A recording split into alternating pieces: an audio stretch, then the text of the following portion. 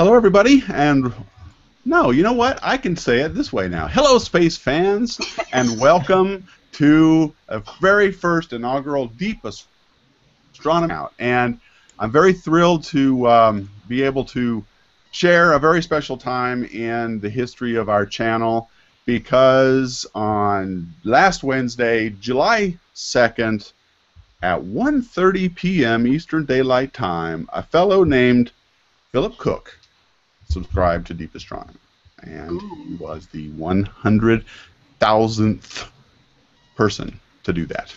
So throughout the history of this channel, I have not really marked any of these milestones like 10,000 or 50,000 like a lot of YouTube people do. But this time I felt compelled to do something, and it took me a while to figure it out. And then I'm watching my Twitter feed, and I see that my dear friend Carolyn Collins-Peterson, known as the Space Writer, had published a book recently, and I wanted to use that as an opportunity to not only celebrate our milestone, but also to talk with Carolyn again. So with me is Carolyn Collins-Peterson. She is an author, a science writer, a very old and dear friend. Welcome, Carolyn, and we're going to be. You just call her very old? You're so mean. Not that old. Very you know, old, I do have to be careful about this. I tend to, boy, I don't mean to be, but she's a young friend of mine who has just written a book that we're going to talk a little bit about. It's available on Amazon. It's called Astronomy 101, and we're going to get I have to a that copy in just here, a minute. right, too, in case you don't. Good, good. Also with me is my good friend Scott Lewis, Scientific Scott, on Twitter. Jack of all trades, driver of the internet, a guy that is absolutely one of the people I could not do anything without these days. So welcome, Scott. He's here to help me celebrate. Maybe, don't know for sure, but maybe Ian O'Neill from Discovery News will join us. He had some other issues that kind of got him into some conflict with being able to be here. So, so he may join us a little bit later. So here we go. Carolyn, the reason I'm so excited to have you here in this particular hangout, the very first one, is that we're celebrating a channel that started back in '6, and I think that there's only, along with you and your husband Mark, there's only one other person who we can say was responsible for how I got training in doing these astronomy videos, and that of course is Jim Moravec, who I met only slightly before you. So back, when was it? Late '70s we met? Is that right? I am trying to remember. It probably in the '80s. Yeah. So okay, well, it would have been early. No, it couldn't have been, because I knew you in high school, and I graduated. Yeah, you were in high school. Yeah, and I graduated high school in 1980. Carolyn and her husband Mark run a company called Loch Ness Productions, and since before I knew them, they were involved in creating Planetarium shows and making. Husband is a great musician, does a lot of space music, and some of which you've heard on some of the videos here. Mm-hmm. And Carolyn is an author who writes a lot of these scripts, and so basically she trained me in making some of these videos. Now, it all started in 2006, Labor Day weekend. I was just gotten a MacBook Pro, and it had iMovie on it. And I suddenly discovered that you could download animations from free. Not only that, but you could, put them together in all kinds of really cool and interesting ways. So I took the training that I had back in my planetarium days. I worked in a school district planetarium for Boulder Valley School District. Back when they had one. It's been long closed now. And Carolyn and Mark stopped by often to help us students. They would give us advice, tell us what made a good planetarium show, what worked, what didn't work, and basically taught me how to present astronomy videos the way. And I've been doing it that way ever since. And so I made that first video on the Hubble Deep Field because I was in college in '96 when that thing was taken. It was taken in, I believe, 95 or '96, right, Carolyn? Yeah, yeah. Yeah, the Hubble Deep Field. And it stuck in my mind all those years, and that was my first video. I would like to show it to you, but because of the copyright, see, that's another thing. I didn't think anybody was going to watch it, so when I posted it to YouTube, this was back before anybody really did anything with YouTube, I didn't think anybody was going to watch it, and So I didn't care about copyright. I put Pink Floyd music in there. I put the Kinks in there, and I put this really cheesy track from Celtic Panpipes.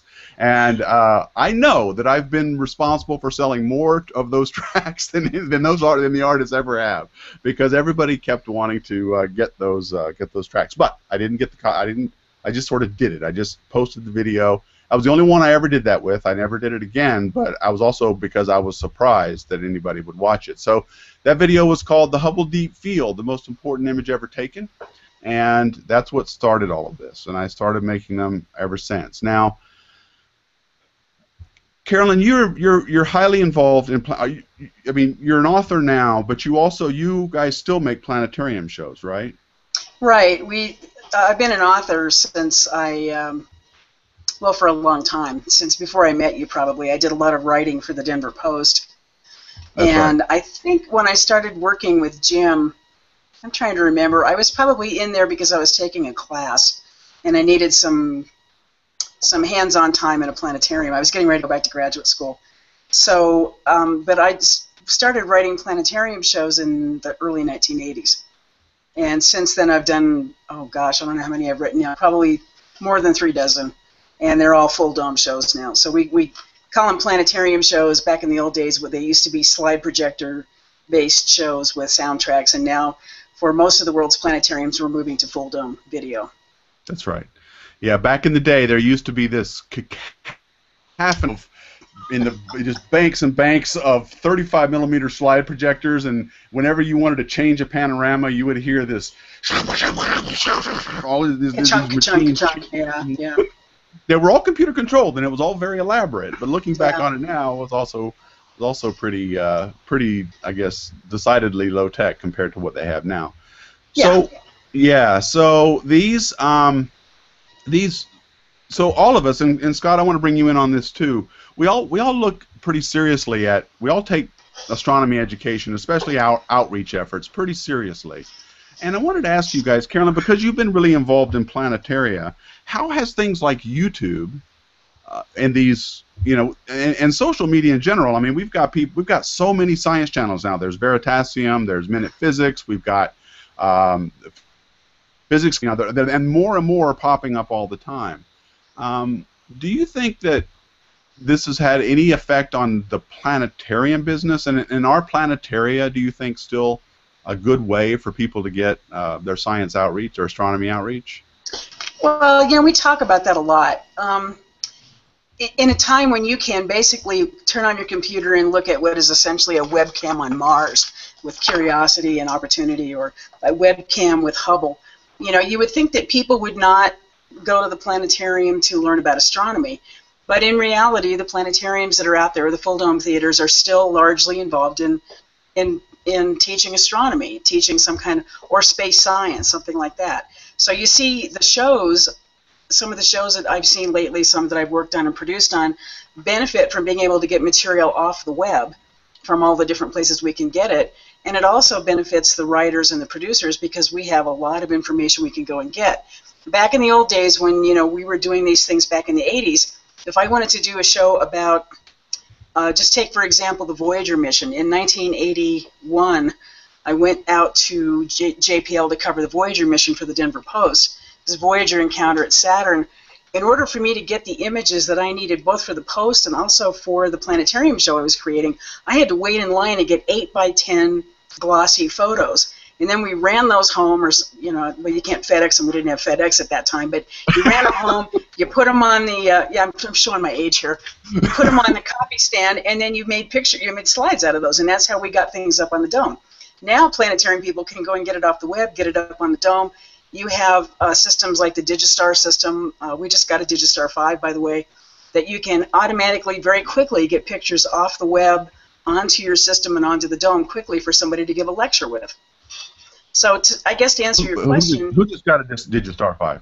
I did. We did. Mark and I did. Oh, you did? Mm-hmm. Oh, great. Oh, okay, cool. So and you use that for your own planetarium show we're using them for, we're going to be using it for our next production, which is supposed to be about Hubble, actually. We have also got a SkyScan system. We have several systems. We have a dome in our studios, and so we can produce things. But we can now quickly go and put something up on the dome just as quickly as any planetarium person can who's out there in the field teaching. So I think the answer to your question is yes. You know, it does have a good effect on the planetarium field per se. We you know, it's a little bit more immediate to be able to get science up on the dome than it used to be back when we had to get those pictures and take pictures of them. Yeah. What do you think, Scott? You're as somebody who's just getting started in this field yourself, and you're very motivated. I mean, you're obviously the future of what's going to happen. What are your thoughts on that? I mean, do you go to planetariums, for example? Yeah, I do. You know, so I'm in Los Angeles, and I have often gone to Griffith Observatory, and they still have their planetarium shows going. I find the planetarium shows they have there are really well done, really well produced and delivered. And they find a way of capturing the imagination to have the audience want to know more. Not necessarily to dig really deep into the science, but to give them a taste and give them a hook to want to go dig deeper into, you know, Griffith Observatory, for instance, where there's a lot of science to get into. And then we have YouTube, where there are varying levels of ways you can consume media, especially on science education and public outreach. And so I do see a lot of people, like we've done some outreach events at Griffith, and you see a big spectrum of people, and I find when people are able to share that experience, it allows you to talk with one another after the planetarium show, and then you know, they dig deeper. Oh, what's another place I can go to find out more information about this and that? So I find it's a great way to really get people somewhere to start digging on their own. And now that, you know, we have things like YouTube, which has been around for a while, but now really blowing up with SciComm, yeah, there's a lot of intermingling of channels that are supporting one another and really pushing out great content at various levels. And I think you and I have done that a little bit too. We're trying to touch all over the place to make sure everybody gets something that they need. Scott, do you work at Griffith? I don't, no. So I've got some friends that do, and also friends with people at the Los Angeles Astronomical Society. Oh, right. Outreach out there. I don't know if you had some effort. You had some things involved with Griffith too, right? Yeah, I wrote all their exhibits. Nice. If there's a word on the wall, I wrote it. And the odd thing is I worked with them for, it's actually going to be 10 years ago next year that I started working with them. It's hard to believe they've been open this long now, but I worked with them to help design and get all the science content together for their exhibits. And so I think my title was senior exhibit writer, but I also did an awful lot of the research and background. I was doing a lot of planetarium work at that time, but they absolutely would not let me near the planetarium show. That was a whole different endeavor. And I think it was probably the right decision, because if I'd gotten started on that, I would never have gotten the exhibits done. The exhibits, it was the equivalent of a book to write. It was actually, it's like 55,000 square feet of exhibit space in there. And it's really big. It's big, yeah. And so I like to go in there. I get out there, you know, every so often. I like to go in there and just sit and listen to people as they go through the exhibits and what they talk about and what they get. And it's always just really rewarding to see what they get out of it. One of the last times I went to Griffith, I was with Thad Szabo, who jumps on with one of my other shows, Virtual Star Party, as a PhD astronomer. And we're going through just nerding out, talking science, and people were following us like we're leading a tour. We're just talking about the different things going on, and it was hilarious. Because, when you find in science communication at all, is if you can make something interesting and get excited about it yourself, people try to follow you along with it. Oh, yeah. You know, just as a little background thing on that, when we were working on the exhibits, I asked them what level that did they want them to be at, and we had lengthy discussions about the level of information, the language level. And one of the interesting things that the Mark Pine, who is the deputy director now, but was sort of my boss on that project, I think he was a program manager at that time, said that they had decided they had 3 different audiences in in Los Angeles, and that was the kids, the parents, and the grandkids. And when you have a multi-language city like Los Angeles, which is, I think we counted 12 or 13 major languages that you could get there, it was often the little kids who were explaining it to mom and grandpa. because they didn't come from the country or they didn't have the language skills. So we had to kind of leave it at about a 7th grade level. But I was still able to, if you go in there, you look at the issue, the areas on spectroscopy and things like that, we're still able to talk about things like spectroscopy, like metallicity of stars, stellar evolution, at a level that people can get it and they can discuss it with each other. And that to me was just really the biggest challenge, was to get that level of language in there. I actually had to come up with we had this it's kind of a construct called the voice of the observatory. Imagine if the observatory could tell you everything it's seen in its 78 years. So we came up with this character, and that was my character. I was ever after known as voice of the observatory. Or if you go there with me, they call me Voto. But I was the voice of the observatory, and it wasn't my voice. I was channeling for the observatory. What would the observatory tell you if it could stand there, put its arm on your shoulders, and go, "You see that Jupiter up there? Well, let me tell you about it." And that was sort of our big... it's our big challenge, but it was also a really fruitful thing to do. Okay, so it sounds like the consensus is that planetaria, they're not dead. They're still very much active, alive, and very relevant getting astronomy outreach. They're changing. Yeah. And there's Griffith, for context. This is the Griffith Observatory. Oh, there you go, yeah. Yeah, you were just there recently, and I think you saw Alberto there. This was for one of our outreach events called One Sky. And so, yeah, we set up a bunch of cameras, and people from across the world went out and just shared the night sky together. So the planetarium's right there in the center, right? Yeah. And then the other 2 domes are the telescopes they have. Right. Actually, is Tim Russ part of your group? No, he wasn't part of our group. Okay. I mean, I met him for the third time, actually, a couple of months ago, and he talks about bringing his telescope up there or various places to go out observing. And Andre Bormanis. He might be a part of LAAS. I'm not a part of the group. Okay. But I have friends that I'm associated with. Well, planetariums are changing. I mean, the big change is going from these slide projector-based systems to alt-home video, which changes the complexity of programming, which you see at Griffith.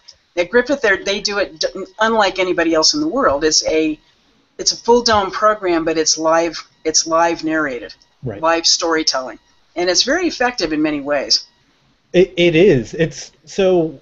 I guess for those that haven't been to Griffith, what a show there is like is you have first of all amazing seats. They're really comfortable seating. Yes, they are. Which is great. Of course, it's a planetarium.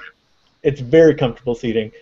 And you have this beautiful show going on, and you have your presenter walk around with this globe, and walking around meandering through the entire place, speaking with this great score behind all the visualization that's going on. And so you have this presence almost as if you're around a campfire looking up and seeing all these visualizations while someone's telling you the story and the context of what's being seen. It's really well done.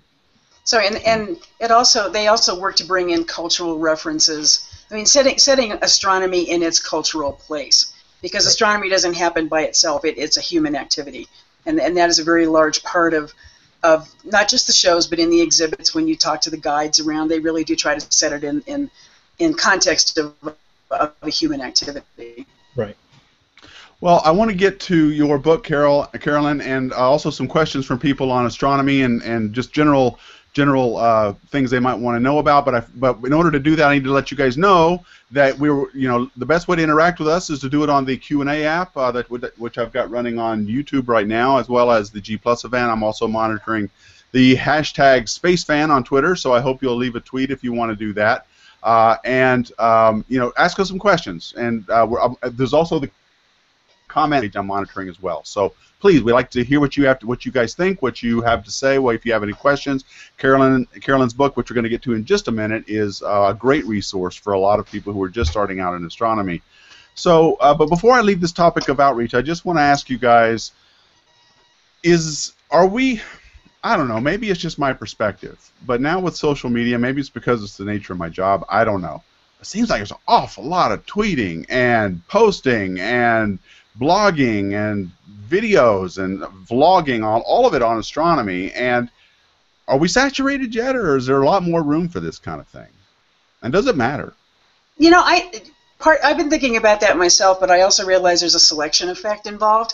in that I tend to we only follow. watch what we're interested in. Yeah, that's right. So I tend to follow a lot of people who talk about the same things. Yet I go that, and then you go and you look at some place like CNN, or where it's barely mentioned, it's relegated off to a tech talk somewhere or something like that. I just took over as the guide for space and astronomy on about.com, and the whole site is undergoing a huge renovation. So the things that I'm writing aren't showing up on the front page at all, and they've actually relegated it down to a drop-down, 3 drop-downs deep under education. And I've been working with them to try and bring space and astronomy back up to a little bit more public level. So in the mainstream media, such as it is of About and CNN for the online things, it's not that high of a level of visibility. Yet in my Twitter and on Facebook, a lot of stuff that I follow is due to selection effect. I just see a lot of it. So sometimes I do feel like I'm seeing a lot of it, but I have to realize, it's in the larger scheme of things, it's sort of a drop in the ocean. It's that fire hose of information that we get on every single topic. Astronomy's like a little drop. And we're swimming in that drop. Yeah. I mean, a lot of you mentioned there. Facebook has algorithms that choose what you see. Oh, right. So there's a big part in that, and also, yeah, we are. I know Tony and I have had this conversation many times. We're getting ready for Hubble stuff or Spaceman News, and it's, are we saturated? Is this too much like somebody else's stuff? And the only way I can say it is if we stop and say, you know what, it's saturated, we're done. It's going to get to a point where things become irrelevant. We're finding out new things in astrophysics all the time, and we need to continue telling that story and adding further context. I mean, something like Voyager you mentioned earlier, we're celebrating, what, the 1-year anniversary that it's left the heliosphere? I mean, this is huge stuff, and we can continue to add to the story in new and different ways. So is it saturated? Maybe with what we're looking for, but as creators, that gives us a different way of going about it. Yeah, we still have the whole universe to talk about. Yeah, so I've asked the question, and those are both great answers, but now I'm going to give you my answer. The answer is no, we're not saturated, in my opinion, because it doesn't matter how many people are talking about the same exact topic. It is how you say what you say. Your voice will be different than you will say it in a way that no one else will say it, provided you're not plagiarizing someone, and you will make a difference to the people who you resonate with. So what you may have is some micro audience of people who are really, connected to your message. But as with all things, it has to do with how good your content is. If your content is really good, you're going to get people consuming it. It's just maybe harder to get seen. Like right now, I know from experience, and to get the topic of this hangout on our 100,000 subscribers, I am struggling with Scott right now to get Space Fan News going, the channel, and it's not the same thing as before. YouTube was young. It had just started out. Very few people were on it comparatively, and most of the people that were doing very bizarre things on YouTube. I remember one guy who was one of the most popular was this elderly gentleman. All he did was fire up his laptop, sat in front of his computer, and talked for a half an hour, and he got tens of thousands of subscribers. Yeah. So it has a lot to do with your message, how to present what you have to say. Good content is always there, and that's why and the good ones I think will eventually rise to the top. So if you keep at it, like if you're trying to start a channel on your own, keep posting. The most important thing you can do is keep at it. Keep making content, learn from your mistakes. God knows I made a lot of them. In fact, this is a good segue into something. So I've queued up something here that I hope people can see. Let me see here. Hit play to get this to go. So this is my second video blog that I made back in 2006. Yes, I look like Randy Marsh from South Park. So here we go.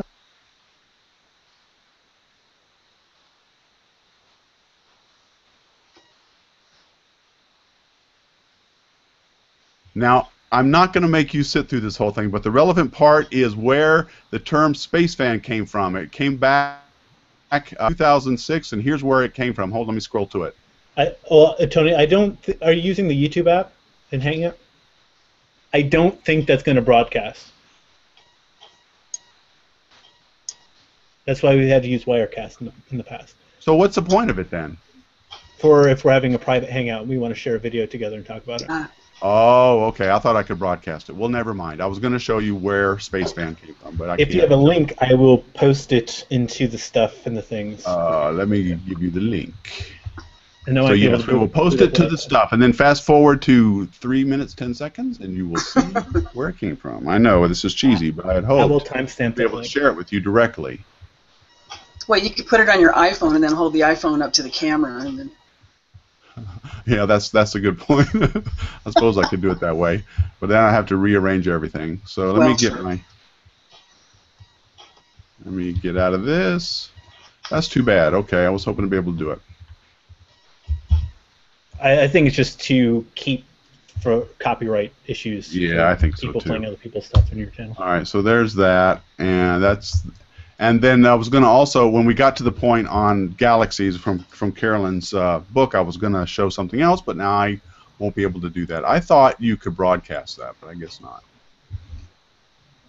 There's a point in that video where I had just got started vlogging, and I was trying it out, and I was looking ridiculous. And I have to say, that is a mustache, sir. That is a mustache. Yeah, it has. I have been called Randy Marsh. Yeah. So for context, everyone, here we go. Look at that stash right there. Ooh, look at that. My name's Randy Marsh, and this is a graph. Did you used to hang out in bars and play the piano or something? Yeah. Go ahead, laugh it up. No, I love it. I might need to start turning you into a meme with these. And he looks a lot more distinguished now. Yeah. Extinct. So yeah, that was it. Those were my Randy Marsh days, and now I'm actually the evil twin because now I've got a goatee. So anyway. That video is where the birth of the term space fan came from as I use it.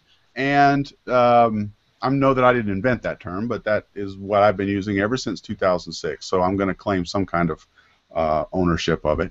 Okay, so Carolyn, let's talk about your book.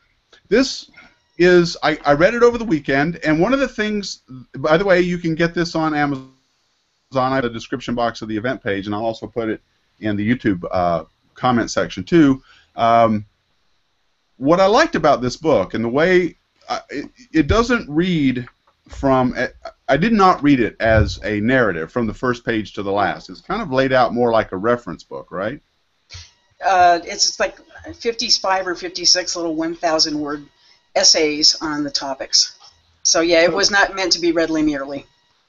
So is this a format that are there other books in this format? Like, is there other topics? Because I didn't get. I think I saw another book. You know, I don't.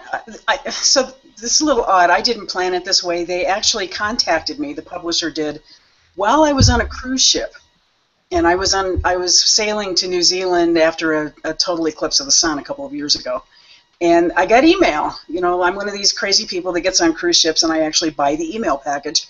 And I was checking my email, and they said, would you like to do this book? We've already laid out all the chapters. And I looked at the chapter headings, and I said, well, I wouldn't do this one, but I'd do this one.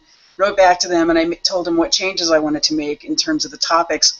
And they wrote back and said, that's fine, let's do it. And within 2 weeks, I had a contract to do it. And nice. I know that publisher does other books in the 101 series. Like the copy that they sent me to use as an example was called, I think it was Psychology 101. So I think they have a whole series like that. And they're meant for, you know, you read that 1,000 words and you kind of know what is current and knowable about that particular topic, whether it's Jupiter or Edwin Hubble or whoever it is. Right, and you cover a lot of really great topics in here. You start with you know, things closer to home with the solar systems, what you describe what space weather is, and things like that. And of course, there's sections on many of the planets, asteroids, and things like that. So if you are, but what's really kind of neat is, you know, if you go to some of these sections, like the galaxies one, I really like because you also have little tiny little tidbits of information, like where you ask, like, how many galaxies are there in the universe, right? And you say, you know, it's about between 150 or between 100 and 450 billion or so Yeah, give or galaxies. take. Yeah, Yeah, give or up to a take. trillion. Yeah. And I remember thinking, I first learned this from Sean Carroll, who gave a talk on, he basically introduced me to the 100 billion rule. And he said, look, there's about 100 billion stars in most galaxies, and there's about 100 billion galaxies in the universe. And if you just remember 100 billion, you'll get reasonably close to how many of these things are out there. But, you know, there's all kinds of bits like that scattered throughout the book. And one of my favorite parts was this part on dark matter and dark energy, and it's all very readable. I mean, you know, why do we think dark matter is there? What are some of the candidates for being dark matter? Now, one of them is I think been discredited now, and that's the WIMPs. I don't think that people think that the WIMPs are dark matter anymore. For those of you who don't know, I think that's actually gotten kind of put on a back burner. I don't think, you know, they're not completely discrediting it, but it's not taken as seriously as some of the others, and that's happened sort of since I wrote that chapter. Yeah, and we had this space when there was basically they turned this observatory on deep underground for 90 days. Yeah. I think it was called the Ion. I forget what the name of the observatory is off the top of my head, but they left it on for 90 days, and it was designed to see these WIMPs, and they didn't see a single thing in 90 days. For clarification, WIMPs are weakly interacting massive particles. Right. As opposed to machos. Yeah. Yeah. There are WIMPs. Well, you know, just because I think it's such a cool name, I wish they had found a few of them. But I think if we go back and revise the book, I'm going to have to take that part out and say, well, that was a candidate. Now we have to look at something else. I mean, for the longest time, when we were first talking about dark matter, I think I probably was still in graduate school. WIMPs, machos, axons, whatever they call them, brown dwarfs were actually considered for a long time to be part of that missing mass problem. And I think there's just not enough of those to really make a difference. So, you know, I didn't get into the history of that when I was writing that section of it. But part of the book, part of it is, you know, you read along, and one of the things that they asked me to do from the publisher was to come up with these questions that people ask all the time. Now, at the Planetarium, you hear this, you know, what's dark matter, what's it like inside a black hole, whatever. And they're not dumb questions. If somebody thought of it and they're asking it in an earnest manner, well, by golly, we're going to answer it, and that's where some of those questions come from in the book. And that makes the book eminently eminently readable. Is that right? Yeah. Did I use that word right? Infinitely readable? Maybe that's what I meant. It's just a really accessible way to get this information. Yeah. Scott, do you have that graphic on the distribution of matter, that pie chart thing? For those of you who don't know, there is most of the universe will not interact with us in any way whatsoever.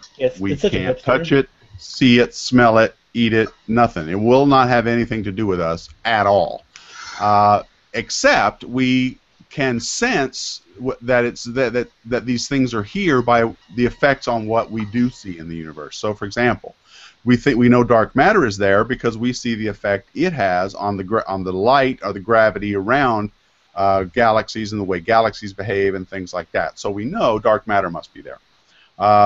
Dark energy is a little more recent and sort of a misnomer, but it is.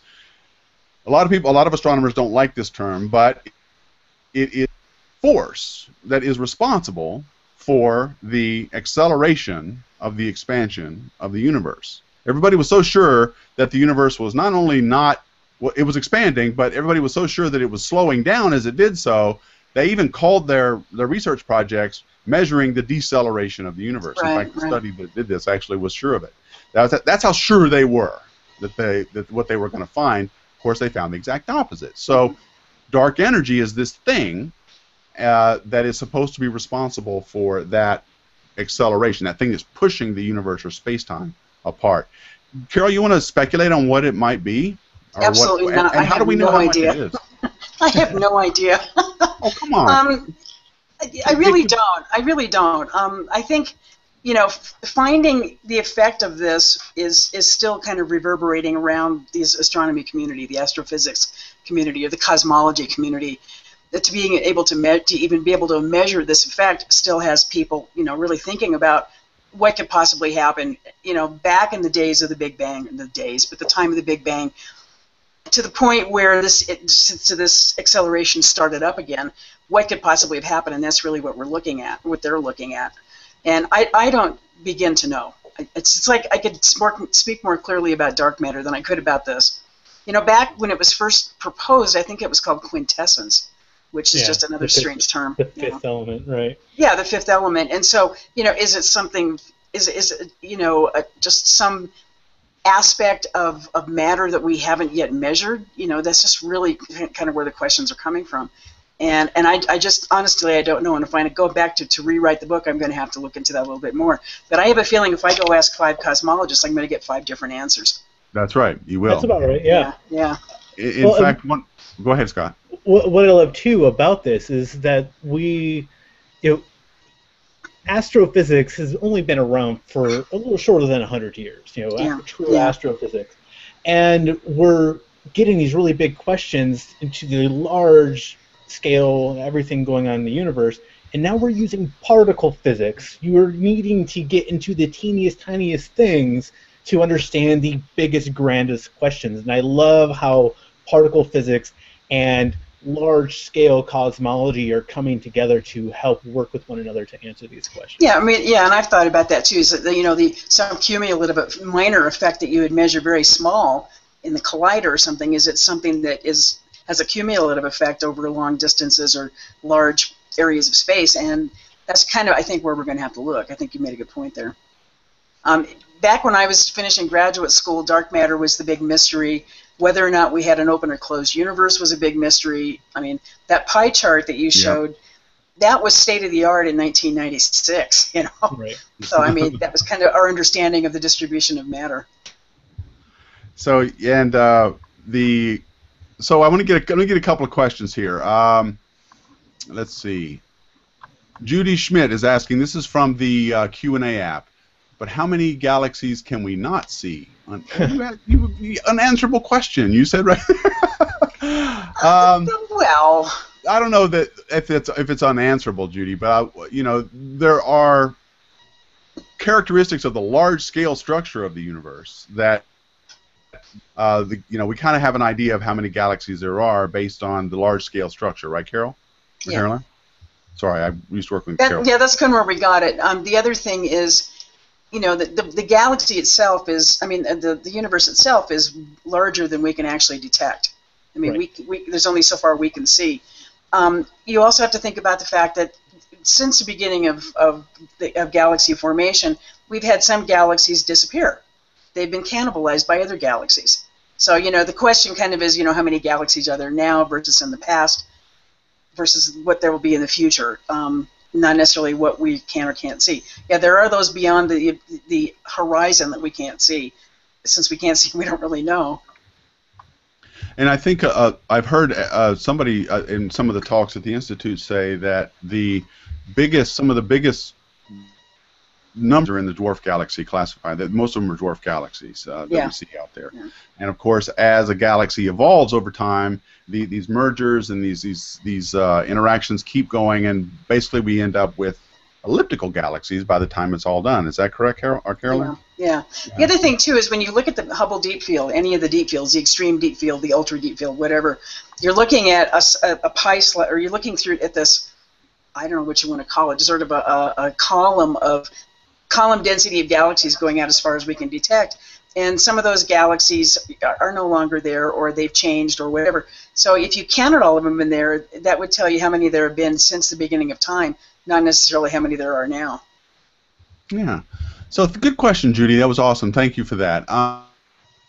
Here's one quick one from Craig Landon. Let me just see what I'm not reading these first. I'm putting them up and then reading them. How do we all work to free space and other science topics from TV, movies, and other sci-fi outlets? Too many people only have sci-fi points of reference to the awesome wonders of actual science. And that's actually a segue to something I was going to go. There's a section in your book, Carolyn, on that very topic, science fiction universe. The science of some of the things we see in science fiction. Correct? Yeah, I don't see a problem with sci-fi in itself. I didn't grow up thinking of it as sci-fi. I grew up thinking it as science fiction. I started reading science fiction at the age of 5, 6, 7, or 8, and a lot of it is how I learned that there was a larger universe out there. Of course, Star Trek was a big, influence on me in Star Wars and that sort of thing. But at those times that I learned those, I also knew that there was a difference between telling a story and scientific accuracy sometimes. So you see a lot of, in sci-fi, a lot of inaccurate science or that sort of thing where people are using science as a vehicle to tell a story. And as I've gotten a little bit more experience with these, I realized it's okay to tell that story. I agree that Lois Bujol, has people going through wormholes and that to get from one planet to another. But in reality, we know we can't go through wormholes, or we haven't figured out a way to do it yet safely and survive it. But it advances that story. I have no problem with that. But the science half of me says, geez, you really can't go through wormholes. I'm terrible when it comes to going to movies because I'll sit there and pick them apart. Gravity, I absolutely love the story, but damn, the science didn't cut it. The science absolutely just did not cut it in some ways. My beef with Gravity was myself, and the fact that I met the science advisor the day before I saw it, and I wish I had met him the day after I saw it. Who was that? Who was that? Oh gosh, I saw him at the studios. We're shooting there with Universe Today, and it's not a bad movie. It's not a terrible movie. No, there were just some problems. It's a great movie, but there's some very easy things that could have been fixed, like the altitude of space stations in Hubble and how. I mean, something very simple that could have been, and that was my big beef. Sometimes with sci-fi, you're going to have to take a salt block with what you're, because it's science fiction. It's fiction. It's not meant to be completely accurate. But on the other point of that, I know now with things I watch in sci-fi have more science in them now than I've known growing up. That we didn't know things back then, so they had to make it up. And now they're able to base a lot of the science fiction in reality, because now there are ways of explaining these unknown phenomena. Oh, that's true. You saw that in Star Trek. You saw that in Star Trek. I mean, heck, even the Big Bang Theory has a science advisor.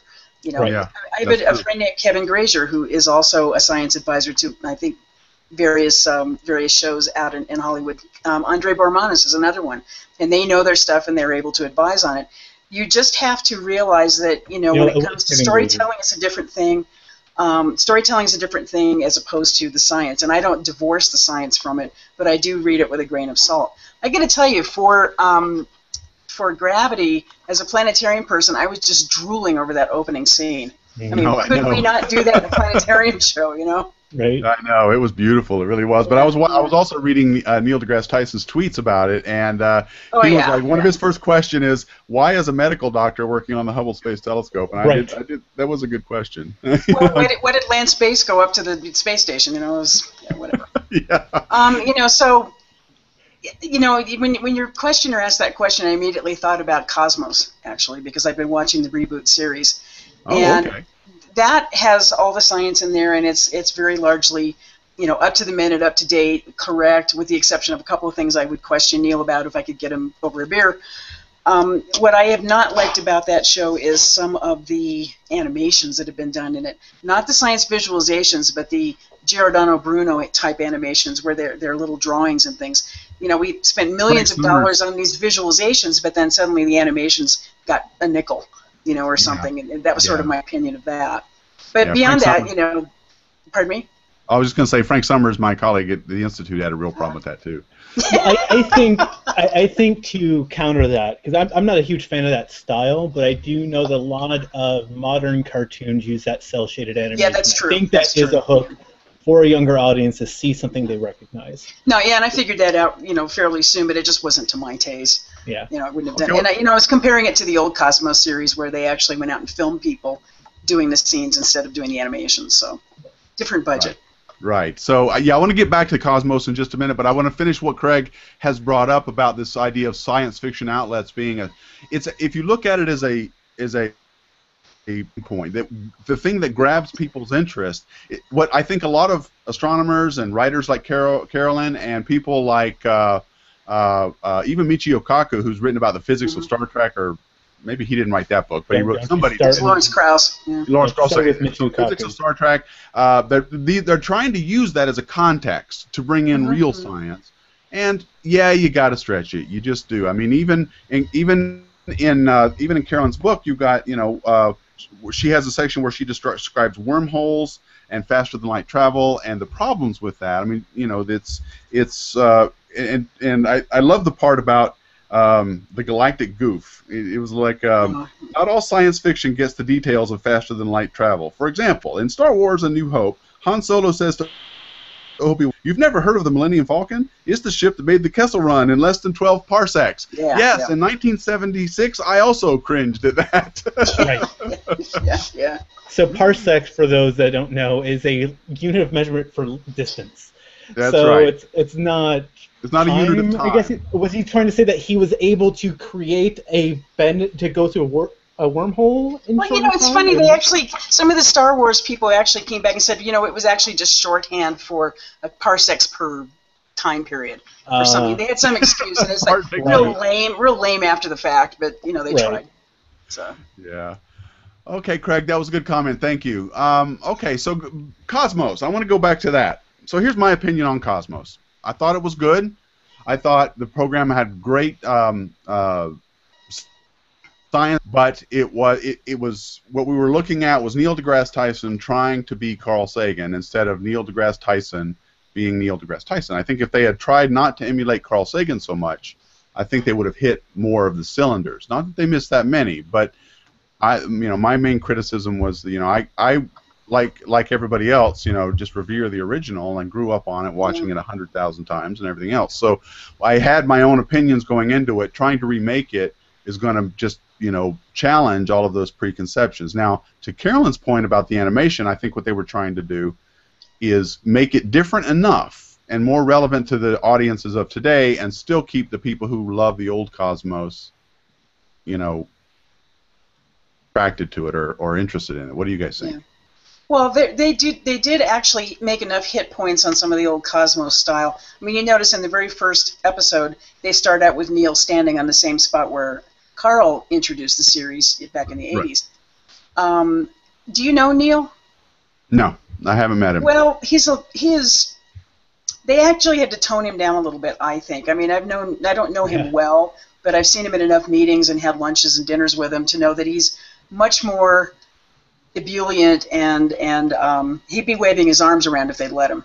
And I think they kind of this, like this, whatever it takes. But I mean, if you've ever watched him give a live lecture, there's a bunch of them on YouTube, and he's all over the stage. Right. And I think he is so passionate about what he wants to talk about that in live performances he's certainly more exciting to look at than he really was in Cosmos. I think in Cosmos, the words he said were not his own. I mean, those were written by Stephen and Ann. That's right. And I'm sure he had some input into that. But you could tell he kind of grew up as a performer over the course of this series, over 13 episodes of it. So I think he is, from the beginning to the end, I saw a lot of change in the way he talked to people, the way that he presented it to the camera. I don't know how much he had to have been familiar with working in front of the camera before he'd been on other shows, but I just saw change in that. And so I don't know that he was trying to be Carl. I think maybe they were putting words in his mouth that were Carl-like, But I don't know. I'd have to really ask. That's what I guess. That's what I guess I'm at. It wasn't his natural personality as much as it was trying to capture that old delivery.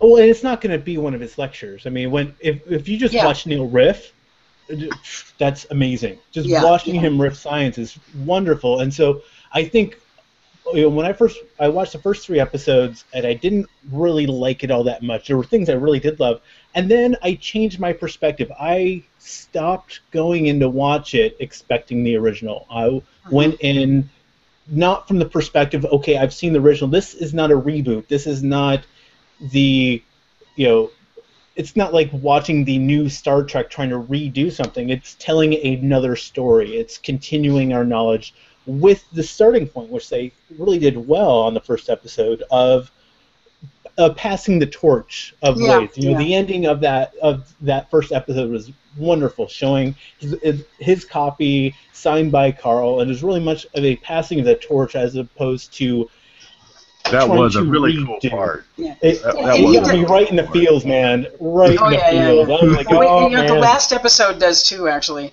Yeah. I had an epiphany watching this series, and that was the first series I watched it was in 1980, I guess, when it came out, and that's really what set me on the path towards becoming a science writer, and it set me on the path to going back to graduate school and studying astronomy and doing those things. So I was a different person then, and I started watching this last one, the first episode, and I realized I'm looking at this from the other side of that knowledge valley that I had to travel, you know, to go from not having a lot of astronomy background to suddenly having an astrophysics background, astronomy background, and knowing where he was going with it. The first time I didn't know where he was going with it, and every science fact was new and amazing. In the second one, they were new and amazing science facts, but what I marveled at was the way that we were telling the story. And I was a different person, and it was just I still haven't quite figured out exactly why that's so significant, but it just is. That suddenly I've traveled with cosmos through the universe. Yeah. I think you're right. I think that's a big thing. You know, I was mesmerized by cosmos because I'm learning from it, as opposed to knowing this information and viewing it as a way that somebody else is delivering these things that I've talked about before. And I think that's a really good point when it comes to us critiquing that, and actually going back to the very beginning of the show here about doing SciComm and outreach, and is it oversaturated? This is a way of telling this amazing story of who we are within the universe, and there are different ways of doing it. And I think it was a success, and our way of looking at the new one is definitely a part of the fact that we grew with the original. We're not going to look at it the same way. Well, and Neil's going to tell it in a different way than I am. I have a different viewpoint. I mean, I've thought about it as I'm involved in another online program called Astrocast.tv, which is a Yes, I've seen that. That's really good, by the way. Oh, thank you. That's right, really awesome. Right now I'm working on the monthly stargazing units, but I want to get back to doing another segment for them called The Astronomer's Universe, where I took deep looks into various topics. And I always have thought about Carl and the way he would have explained things like that whenever I write these. There just isn't a time that didn't go by that I wasn't writing something for TV for this medium, even for planetariums, when I wouldn't think, how would Carl say this? Or conversely, how would I explain this to my mom and dad? You know, because they've got me started in looking at the sky and reading about it. So those kinds of things are all journeys, and I think it was a personal journey for Carl. It's a different journey for Neil and you and me and everybody else. Yeah. But it was but Carl made it really personal. I mean, it was personal for all of us. I'm going to comment from Katie Stocco. I just wanted to thank you for this channel and Space Fan News. I didn't come from a scientific background at all, and still have a way to go. But I don't think that would have been this I would have been this captivated by the universe if it wasn't for you. I found a new love and passion in life, and I'm still learning from you. Keep sharing the universe with us. I watch a lot of channels sharing the same news sometimes, and like Tony said, it's different with each channel. And I find that I learn more and take more notice of you over others. That's not to say others aren't doing as good a job.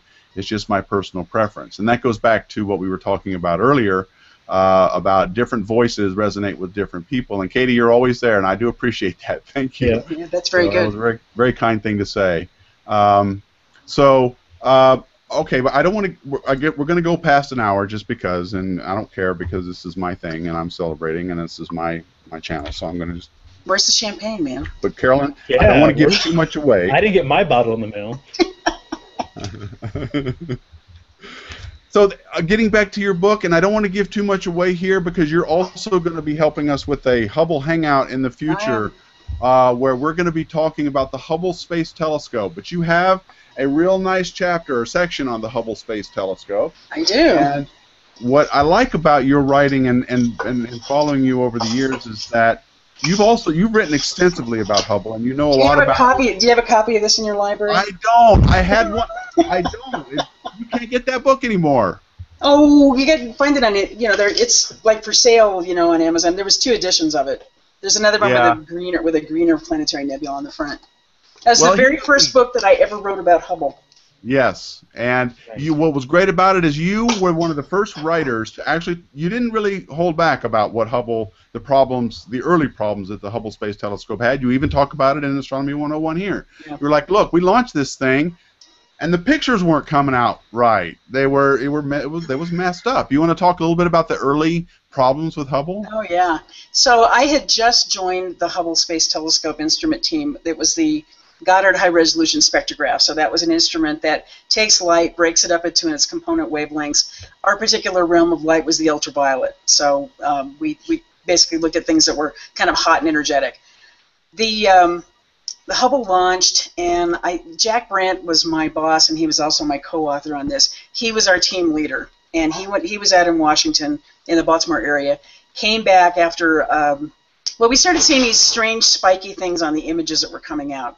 And everybody said, oh, well, it's going to focus, no problem, no problem. And then there was, we go into a long discussion about that in my first book about how they determined that it wasn't. The sneaking feeling came up to them that this thing wasn't going to work. He came back, and he gave us about 3 days' notice before the you-know-what hit the fan with the press about what was wrong with the Hubble and the spherical aberration. And I had just started making notes about, from launch onwards about this whole mission. It was my idea. I'd write about it. And starting about, so that was in about June of that year. Starting about September, I think in August or September, we got a really nice image of Saturn with a storm in its upward cloud decks. And I said to myself, well, there it is. It's doing science. It's not doing all the science we wanted, and it's doing it in a fairly crappy manner, but it's still doing science. So I just started gathering images and data. I got all these downloads every day from all the team leaders. And at about the 2 or 3 year mark, I realized we had enough to start talking about the science. Now, bear in mind, we had gone through and figured out how to correct for the spherical aberration using deconvolution algorithms, and then at some point we went and installed corrective optics. So we had enough to be able to write about. So I contacted a publisher who said, yeah, we'd like to do it. Sent it off to the publisher. They came back and said, well, we'd really like you to do a political book about all the machinations behind it, what went wrong with it. And I said, no, that's not what we're here to talk about. We're here to talk about the science. So it ended up going to Cambridge University Press, who wanted the book very badly. I think this was in 1992 they contacted us and said, we'd like to have the book. Finish it off and we'll publish it for you. And so that's when Hubble Vision came out. In the meantime, I had also done a planetarium show about it. That's right. We had created a short video about it, sent that video off to a group of people in Spain who were doing a science. It was basically, in Spanish, is divulgación de ciencias, which is basically not divulging, is spreading the information, science outreach, essentially. And they were doing books and they were doing videos. We sent it off to them. They wrote back and said, well, you're one of the finalists. Can you come over for the awards ceremony? I got there in November of that year, about a year or two later, and they said, when I got there, oh, you won the grand prize. And we had won the grand prize for reporting about Hubble science in a short little video. It's about 30 minutes long, and it played all over Europe for years and years. They came with a little award, some award money and a little, I don't have the trophy. There's this giant, heavy block of metal that they gave me. And so, that sort of started me thinking, well, there's a lot I could write about Hubble. And over the years, I've just continued to write about Hubble. I've done it in my blog, pretty much everywhere I can, write about Hubble. And I'm getting ready to do yet another full dome show about Hubble. Another what? Another full dome planetarium show about Hubble. Oh, okay. That's not HV2. That's HV3. Is that what's going to be, or? I don't know what we're going to call it. I don't know if I want to call it that, but it'll be something like that. Yeah. Okay. Oh, okay. Because there's so much science cool. to talk about. Yeah. Oh yeah, and we're going to be with the Hubble Hangout. We're going to have a special. I don't know how we're going to fit it all into just one hangout, but we're gonna talk about the history of Hubble, and we're going to start with its launch and the early problems that it had and how it overcame those problems, and also each of the servicing missions. One of the hangouts that I'm trying to get coordinated also is all of the astronauts that have ever worked on the Hubble Space Telescope cool. Together in a hangout as well. So, but the history of Hubble Hangout will be sometime in September. We're still finalizing the date, so definitely keep your eye out for that. Yeah, I should write you an email about some people that you could interview on that. There's some people that, particularly in the discovery of the spherical aberration, that would be very useful for you. Yeah, I'll definitely keep you in the loop, because I want to. I know of one guy at Northrop Grumman who was on they're building JWST now. He was a part of that, and he remembers the early days of Hubble as well. So. Yeah, definitely. This is one of those things, like I said, I don't know how we're going to do it in one hangout. This might have to be a series. But because 25 years of Hubble Space Telescope, there are, as we've talked about before, there are people alive today world without the Hubble Space Telescope. So that's true. I mean, I look back on it now, and it was like my graduate student years were involved with that. And there's this connection to this thing in the sky that I just have never given up. Yeah. And it's the deep field and the Hubble Space Telescope has definitely changed my life, and I've said that more than once. So, Eric Charland, and we got to get going because everybody, I don't want to monopolize everybody's time here too much. But nerd question: which captain is on the chair? And the reason I picked that is because this bookcase has been with me for a very long time, and a lot of you people have been watching a lot of the things in there. Try to switch it up, all the stuff back there. But that, of course, is Captain Kirk. Sometimes he actually holds things because he has a kung fu grip, but not always. So anyway, it's Captain Kirk, and thanks for asking that question. Guys, I guess... Picard for life. Picard for life. Sorry. Picard for life. Picard. No, Picard for life.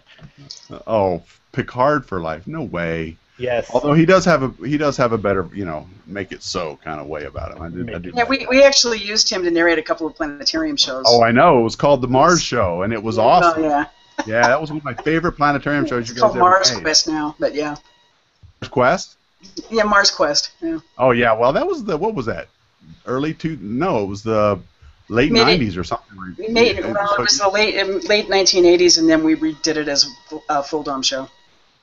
Yeah, and I used it in the mid '90s when I had the Rocky Mountain Science Center. Oh, that's right. Yeah. So that was I know that show almost by heart. So yes, that was a great show. Okay, folks. Well, this has been a really great journey for me, and I want to thank all of you who have stuck with me. Many of you guys are leaving comments in here that you've been with me since 2006, 2007. I want to thank you all for that. We are trying to expand some things. Scott's been working with me on do other things on YouTube. Definitely let us know what you like and what you don't like. If you want to see more of these Deep Astronomy Hangouts, please let us know. I don't know about the frequency of when I'm going to be doing these. I'm thinking monthly, but maybe we'll do them more. It depends on a lot of whether we can get people like, great guests like Carolyn to show up and be with us and talk to us or not. So hopefully we can. So Carolyn, thank you. It was so great to see you again. And thank you. With your book. This book is awesome. I will tell Mark you said hello. Oh yes, definitely. I would tell Mark I said hello, and I'm going to be getting more music soon, by the way, too, for the video. Get this book. It's on Amazon now. It's really good. I think if you don't know, if you're just starting out in astronomy, you have a lot of questions. The book is very accessible, easy to a lot of the. You can get right. I didn't even get to the part on the astronomers where. There's a whole section on Mike Brown, for example, the Pluto killer, and I wanted so I didn't get a chance to talk about any of that yet. But a lot of stuff in this book, definitely worth it. So please check it out. Scott, as always, buddy. I don't know, man. You don't know? What do you think? 100,000 subscribers, isn't that weird? Yeah, that's pretty cool. Yeah, I think I just checked. It was like 102,000 right now, so it's still going up. That's what happened. Something weird happened after 100,000. I think that you reached a threshold, and now that's when we start getting more money from YouTube. Yeah. So now it's like crazy. The second most watched video on the channel right now is the channel trailer, which means that they're pushing the channel itself and not just an individual video. For those of you who ever wanted to learn, the most watched video on my channel right now is the one on IC 1101, the largest galaxy in the universe, by far. It finally supplanted the Hubble Deep Field in 3D that was based on Frank Summers' visualization in 2009, and it was the reigning king for many years, and it has been displaced by IC 1101. So that I was going to try and show a clip on it, but as we learned, I can't do it. So I'll have to go check it out. I'll be happy to come back sometime. Good, thank you, Carol. I'm glad. Don't say that unless you mean it. Well, I'll bring Mark with me the next time. I'm bugging you now. I'll bring Mark with me the next time. He can talk to you about space music. Let's do that. Yeah. Awesome. Yeah. Okay, great. So here we go. See, guests are pouring in. I'm going to be also. Scott has been in conversations with Dr. Funky Spoon. We're hoping to get him. We don't. Oh, David. Oh, David. Are you ready for David? David was at CU. David was at CU when I was there. I got to tell you about David, actually. I know this is going long. But amazing. Yeah, he was one of my professors when I was there, too. Go ahead. Okay, so he showed up for his job interview.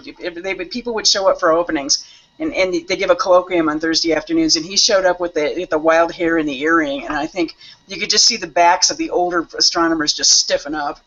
And amazingly enough, he got the job. I was so pleased. He's one of us. Yeah. I'm trying to find that meme I've made of him with Neil.